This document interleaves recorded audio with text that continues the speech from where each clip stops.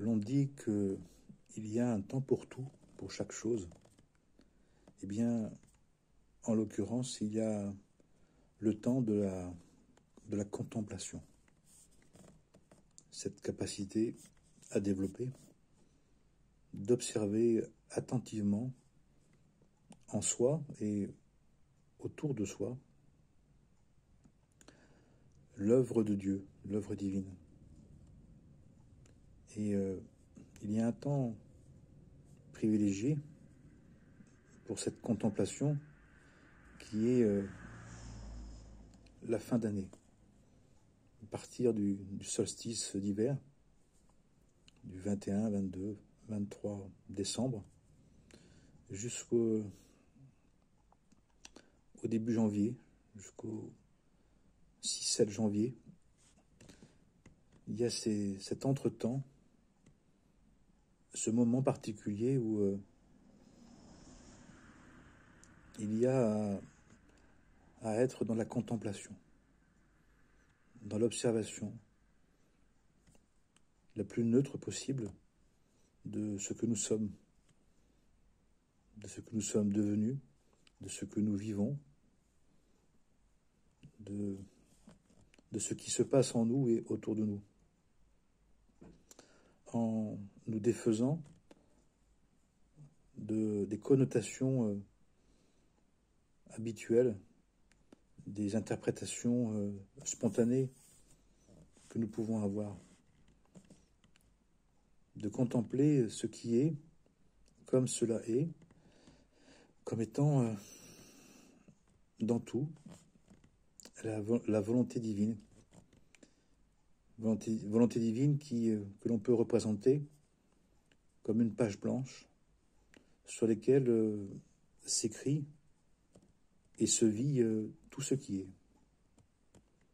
C'est de considérer que il y a une seule volonté divine, une seule et unique et authentique volonté divine qui inclut tout, qui inclut chaque expérience, qui inclut chaque version que chaque être humain est. Et en cela, chacun a une place, chacune est une option, qui fait que, d'un certain point de vue, on nous dit que le travail spirituel, que l'œuvre magistrale, l'œuvre primordiale, l'œuvre essentielle de se sanctifier, de se diviniser, à l'exemple, à la ressemblance du divin, sans comparaison possible, bien sûr.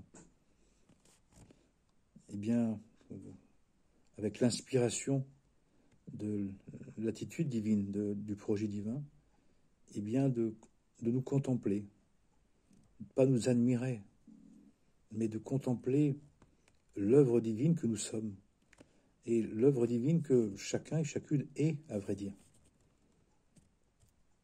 Même si nous sommes tous en route, même si nous sommes tous en voie de perfection, de perfectionnement, que bien évidemment, nous ne sommes pas aboutis, accomplis, nous ne sommes pas finis, comme dirait l'autre. Mais dans tous les cas, il y a un temps privilégié au moment où commence l'hiver, où c'est un temps où la nature est en retrait, est en repos, où dans les êtres, dans l'intériorité, dans les profondeurs de la nature, du minéral, du végétal, de l'animal et de l'humain, eh bien, il y a le divin qui agit dans les tréfonds de l'être,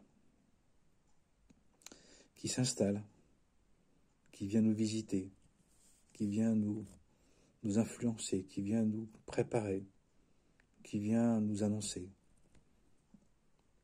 qui vient nous préparer pour un prochain printemps, pour un nouveau printemps, pour une toute nouvelle année, qui apportera eh bien, sa spécificité, qui apportera ce qu'elle est elle, ce que les autres n'étaient pas et ne seront pas et ne seront plus.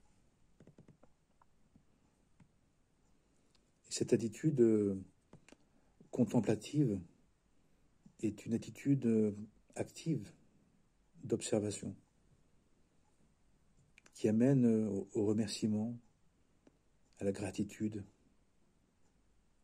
à la louange, à l'étonnement, à l'émerveillement d'être en vie, d'être encore en vie, d'être vivant. Et au moment où les familles vont peut-être se retrouver, ou peu ou pas, le temps spirituel dans lequel nous allons entrer,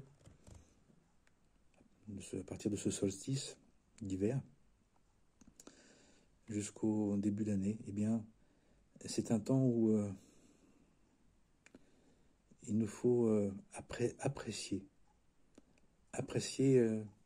la vie, le vivant, l'étonnement de vivre, la merveille de vivre, même si c'est pas facile, et c'est pas facile pour chacun et chacune, d'apprécier la vie, naissance et mort, l'une avec l'autre, l'une en l'autre, toute la vie, ce qui est, ce qui n'est plus, ce qui sera, ce qui veut venir, ce qui veut être, ce qui veut naître, mais aussi ce qui veut partir, ce qui veut mourir, ce qui veut s'éteindre, de tout prendre. Contempler, c'est de tout prendre, de tout réunir, de tout bénir, de tout apprécier.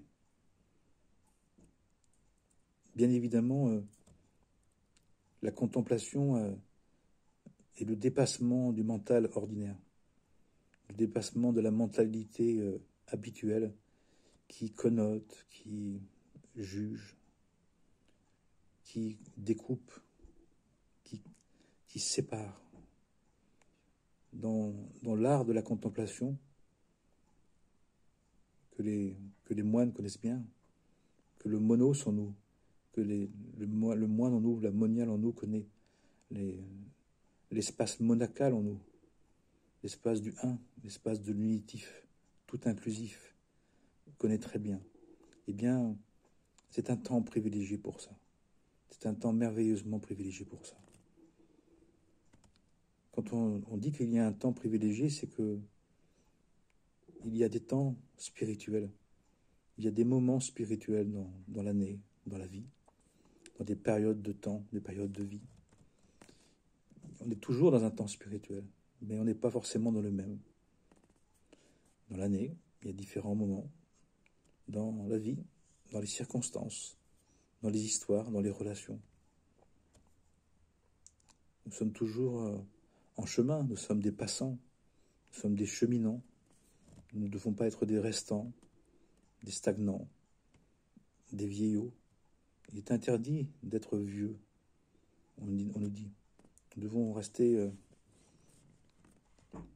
devenir des anciens, de ceux qui se souviennent, de ceux qui se rappellent, de ceux et celles qui sont au bon moment, au bon endroit. Au bon moment, c'est dans le temps spirituel, au bon endroit, c'est la manière. Et la manière d'être, et ce que nous avons à vivre pendant ce temps du 21 décembre jusqu'au 6-7 janvier de l'année à venir, c'est cet espace de contemplatif, d'être capacité, de cette décision, d'être attentif, d'être dans une attention à ce qui est comme cela est, à ce qui est, mais comme cela est, comme Dieu le veut. Et Dieu, il veut sa volonté, nous dit-on dans l'incarnation, dans l'expérience humaine, elle est toujours polaire, elle est toujours duo-unité. Elle est bien et mal, elle est vraie et fausse, elle est juste et injuste, elle est bonne et mauvaise, elle est belle et laide. Et le contemplatif, l'art de la contemplation, c'est de tout prendre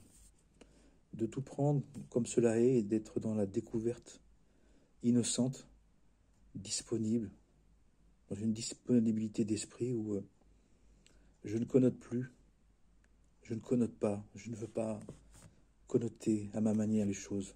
Je ne veux plus décider de ce que sont les choses par rapport à ce que je suis, mais par rapport au grand je suis, par rapport au grand être, à l'être divin, à l'âme divine, à l'être-té, à l'être de tout, qui prend tout, qui apprécie tout, qui apprécie en tout la seule et unique volonté divine. Pour que notre vie soit pleine, pour que notre vie soit une vie où à chaque instant, à chaque inspiration, à chaque expiration, à chaque mouvement du souffle de vie, du souffle de l'esprit de vie, nous apprécions la présence divine. La présence divine qui est le fondement de tout et qui est l'objet de tout. Et pendant ce temps où les choses se posent, où le froid extérieur nous invite à rester au-dedans et à nous installer au-dedans, à être à l'intérieur, à être dans l'intériorité, à être disponible, enfin, à une dimension de l'être qui, justement, nous met à disposition de l'Esprit Saint, de l'Esprit de vie, de l'Esprit de vérité. Non pas dans ce que l'on veut, non pas seulement dans ce qu'on voudrait ou dans ce qu'on aimerait, mais dans tout. D'apprécier tout ce qui est, tout ce qui a été, tout ce qui sera. Pour goûter la présence, de goûter dans l'absence apparente la toute présence divine qui est la page blanche où tout s'écrit. Le ciel sur lequel passent les nuages de notre existence, les impressions éphémères, les pensées imaginaires, imaginatives, interprétatives, qu'on a tendance à idolâtrer, c'est-à-dire à fixer. Eh bien, le temps de la contemplation, c'est, dit-on, comme être au bord d'une rivière et de regarder l'eau couler, l'eau descendre, l'eau passer, avec tout ce qu'elle peut charrier, tout ce qu'elle peut dire, tout ce qu'elle peut exprimer, tout ce qu'on peut ressentir. C'est aussi se mettre devant un feu, devant un bon feu, si c'est possible, devant une bougie, c'est toujours possible. Et dans l'obscurité du lieu où on est, de contempler la lumière, de contempler cette lumière qui, éclairant l'obscurité, nous laisse percevoir une immensité, des possibilités inconnues, méconnues. Et dans l'art de la contemplation, c'est de l'art de la disponibilité d'esprit. C'est la disposition d'esprit à regarder vraiment, mais pas simplement regarder comme on est, pas regarder comme on veut voir, cette volonté personnelle qui imprègne tout de son égocentrisme et de son orgueil, de sa vanité, de sa suffisance, qui nous encombre et qui est l'objet de toutes les initiations, de tous les lieux des mystères, les lieux initiatiques, les lieux monastiques, les lieux religieux, les lieux psychologiques, de travail sur soi, de se désencombrer, de se défaire de ce petit moi qui est comme un grain de poussière dans l'œil, qui nous irrite et qui regarde tout comme quelque chose d'irritant ou d'irrité. Il suffit de d'enlever ce grain de poussière, ce grain d'ego qui nous laisse penser que tout est flou, que tout est sans dessus-dessous. Elle va dire, quand on ôte, ou quand est ôté, un instant, quelques instants, enfin, ce désagrément, ce flou de l'esprit, cette folie de l'esprit, eh bien, on voit clair. Et on est dans la clarté de l'esprit, dans l'esprit de lumière sainte, de la clarté scintillante, étincelante, véritable de l'esprit. On est dans la vision de l'aigle, on est dans la vision prophétique, on est dans la vision large. Et quand on a une vision large, un regard ouvert, eh bien, le cœur devient immense, le cœur devient aimant. Il aimante, il attire, et il est attiré par l'autre, par les autres, par le monde, par ce qui est lui, mais surtout ce qui n'est pas encore lui, ce qui est autre que lui. Il veut du complément, il veut la différence. Il a envie de trouver Dieu là où encore il ne l'a pas vu. Il a envie de vivre en Dieu là encore où il l'a vu, mais il l'a perçu, mais il ne l'a pas encore expérimenté. Donc on redevient comme des petits-enfants, on redevient comme des êtres dans leur innocence, sans naïveté, mais une innocence consciente, une innocence consciente de la valeur de la vie, de la puissance de l'esprit, de la royauté. Et on nous dit que pendant ce temps du 21-22 décembre jusqu'au 6-7 janvier, chaque jour nous amène au passage des jours, à chaque fois une nuit, une sainte nuit, une nuit qui nous permet de contempler chaque jour une expression du Saint-Nom, une impression de sa présence. Nous avons la possibilité, pendant cette période de temps, d'expérimenter, de goûter, de vivre cette impression de la présence divine qui est la page blanche où tout s'écrit. Et plus on traverse les mots, plus on traverse les expériences, plus on traverse le conscient, plus on va percevoir, on va rencontrer la dimension de l'éternité, la dimension de ce qui a toujours été et ce qui sera toujours. Et cette dimension, c'est justement ça, l'art de la contemplation. La dynamique du regard qui ne se fixe pas, d'une observation qui se laisse entrevoir par ce qui a toujours été et ce qui est toujours, ce qui sera toujours. D'être dans l'expérience de ne plus connoter les choses,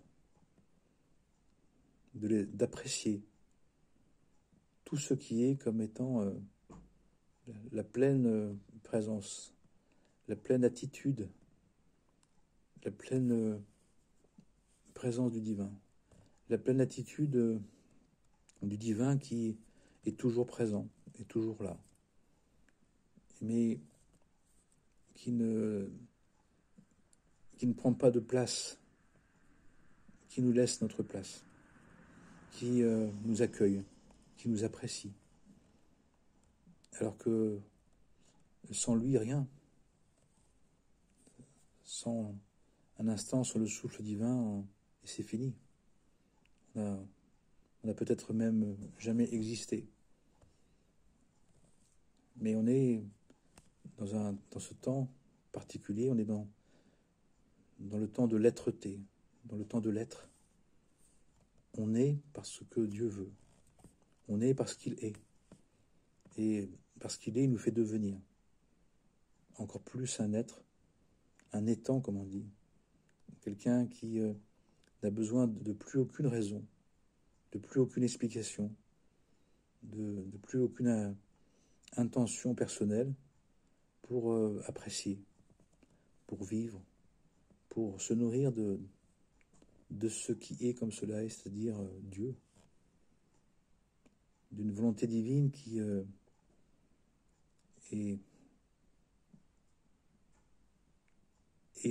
une étoile dans la nuit et une étoile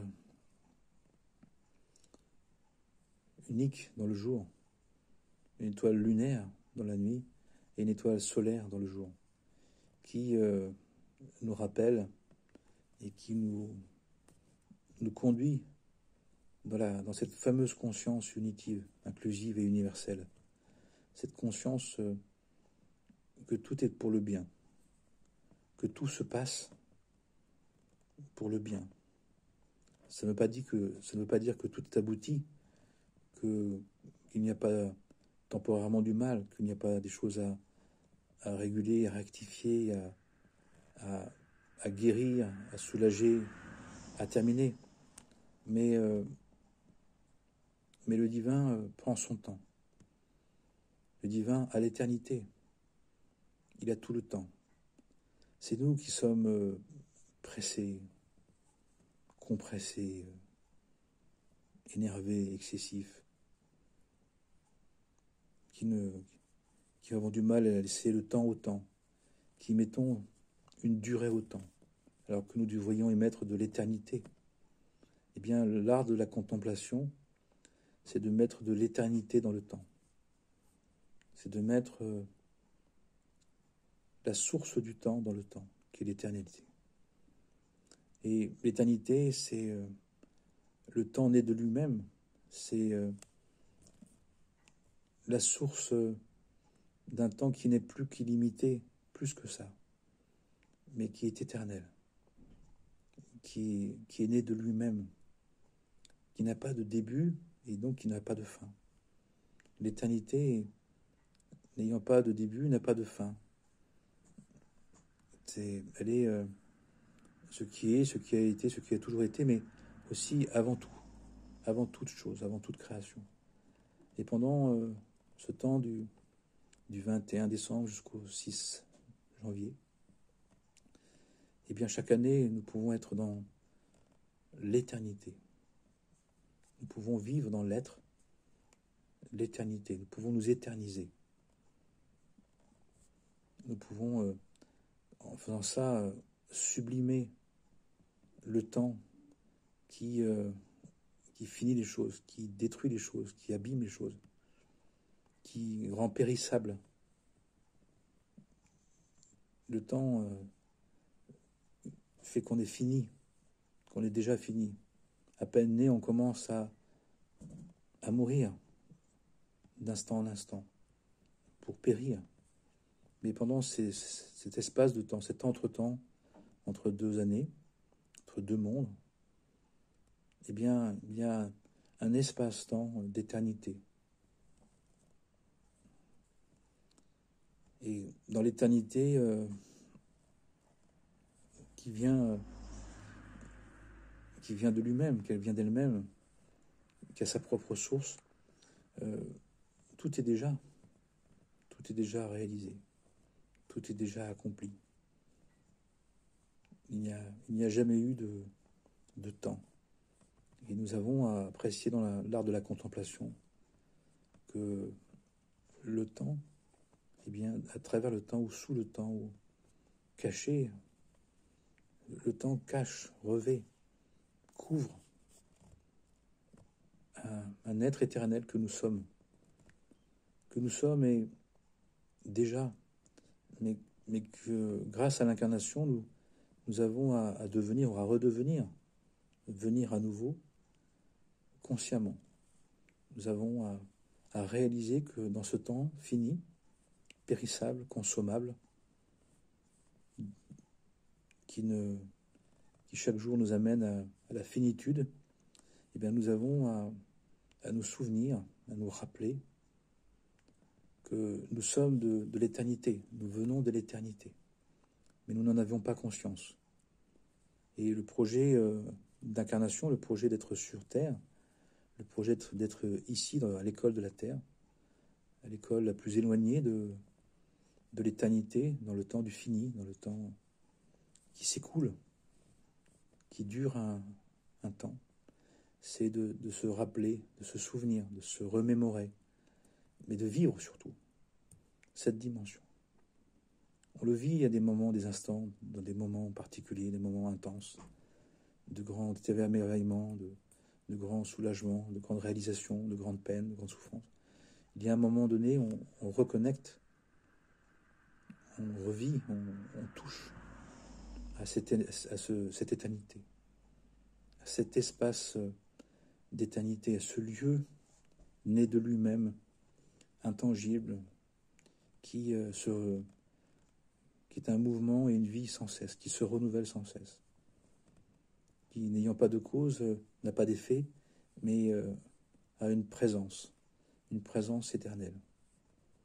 Eh bien, pendant cette période de temps dans laquelle nous sommes entrés, eh bien, c'est ce que nous avons à vivre. Et donc, je nous souhaite à chacun et chacune, à notre manière, eh bien, d'oser, de s'installer dans cette êtreté, dans cette contemplation, dans ce moment où tout nous dépasse, où il n'y a plus de mots, il n'y a pas besoin de mots, il n'y a pas besoin d'études, de prières habituelles. On est en présence. Quand on est en présence de l'Éternel, on n'a plus besoin de l'appeler, on n'a plus besoin de lui parler, on a envie d'être près de lui, ou près d'elle, selon les convictions de l'Éternel éternel. D'être en sa présence, et quand on est en présence, on est en silence. On goûte, on apprécie. Eh bien, je nous souhaite de tout cœur, pendant cette période, eh bien, d'apprécier, de vivre, de goûter,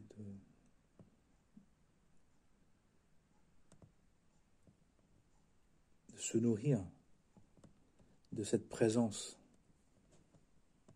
pleinement pour se charger, pour s'imprégner pour toute une année à venir.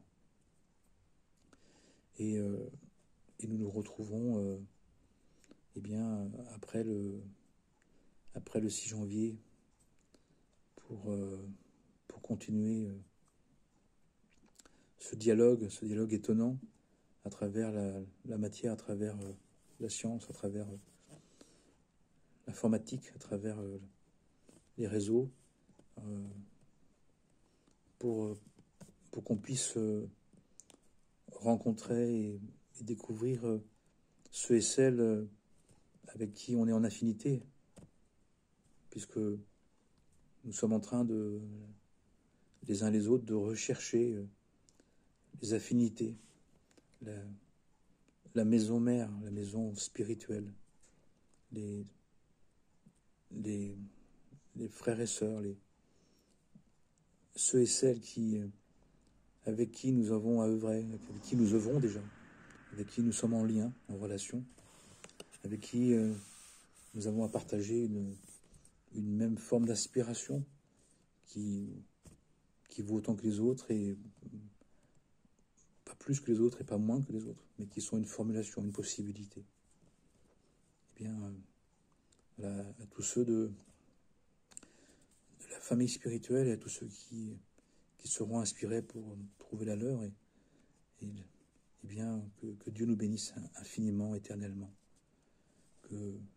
Rappelons-nous que nous sommes des créatures de Dieu, créées par son amour, par sa miséricorde, par son désir, par sa joie, et que c'est la plus belle chose qui nous est arrivée, et que nous avons à la vivre, à y goûter, à l'apprécier, pour nous-mêmes et dans les relations.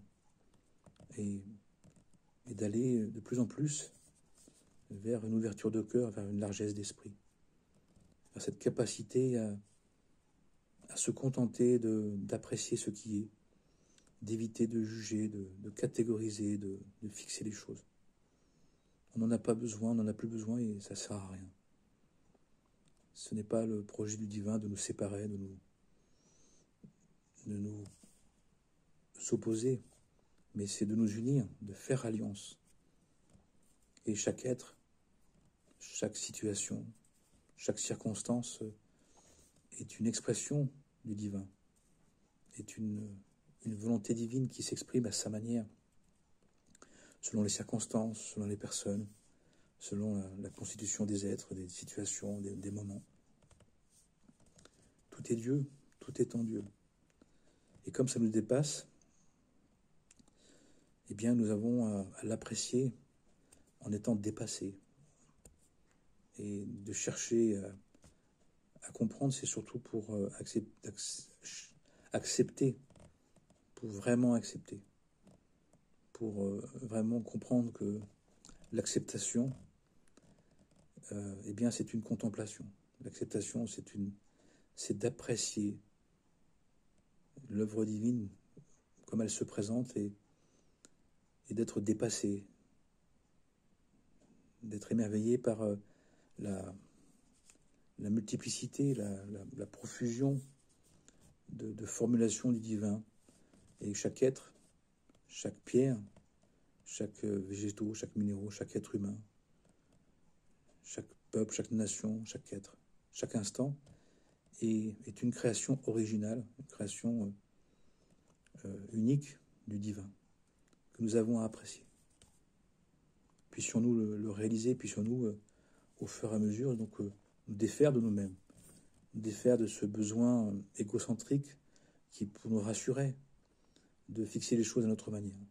Puissions-nous ouvrir le regard, élargir le cœur pour apprécier en tout et pour tout, dans toutes les directions, à chaque instant, à chaque situation, cette diversité de la présence divine, de l'unique qui, de manière continuelle, impressionnante, se présente sous des formes toujours nouvelles, renouvelées, des conceptions nouvelles, des points de vue nouveaux, du nouveau pour le renouveau. Et puissions-nous de ne pas venir des vieillots, mais des anciens et des anciennes qui sont capables d'apprécier comment le divin est toujours en capacité de se renouveler et de renouveler la vérité dans des formulations, dans des circonstances, dans des situations qui, au fur et à mesure que l'on prend du temps, qu'on prend de l'âge, eh bien, sont différentes, nous demandent d'être de plus en plus à tête, d'être plus en plus à cœur et de moins en moins à tête. Vous avoir une tête reliée au cœur, une intelligence du cœur, un regard d'éternité, un regard de son regard, un regard du je suis. Je suis qui je suis. Je suis dans chaque chose. Je suis qui est, qui sera, qui est, qui était, qui est, qui sera dans toute chose. Et qui est, à vrai dire, la seule substance, la seule matière, la seule âme, le seul esprit dans le corps divers et varié que le divin s'ingénue de manière espiègle, de manière incroyable, extraordinaire, de nous présenter pour qu'on puisse apprécier sa présence en tout. Et quand on arrive à un moment donné, un instant, très éphémère, mais quand on touche l'éternité de manière éphémère, on est dans l'éternité de manière définitive. Après, est-ce qu'on y reste? Est-ce qu'on souhaite y rester? Est-ce qu'on souhaite y revenir? Ça, notre libre arbitre joue à ce moment-là. Mais à un moment donné, l'expérience de l'être-té en tout fait qu'on est dans le devenir de l'éternité. Et le devenir d'éternité, c'est d'être continuellement dans l'éternité, dans le renouveau. Un mouvement et un repos en même temps. un inspire et un expire continuel, une profusion de vie qui ne peut cesser, puisqu'elle n'a pas elle n'est pas la conséquence d'eux, elle est l'origine de tout. Que Dieu nous bénisse infiniment, tous les êtres, toutes les expressions, toutes les circonstances, que chaque chose soit reconnue comme étant Dieu lui-même, fait de la volonté divine, et donc qu'on puisse l'apprécier. Je vous souhaite le meilleur, que la paix soit sur nous, en nous et autour de nous, et que nous puissions enfin faire de ce monde ce que Dieu nous propose, ce que Dieu a prévu, et qu'il nous invite à réaliser avec lui, qu'il nous invite à apprécier avec lui, et d'apprécier son point de vue, celui de l'éternité, de contempler, de se mettre dans la contemplation du monde, du point de vue du divin, la paix sur lui, de voir tout dans son degré d'éternité. Amen et Amen.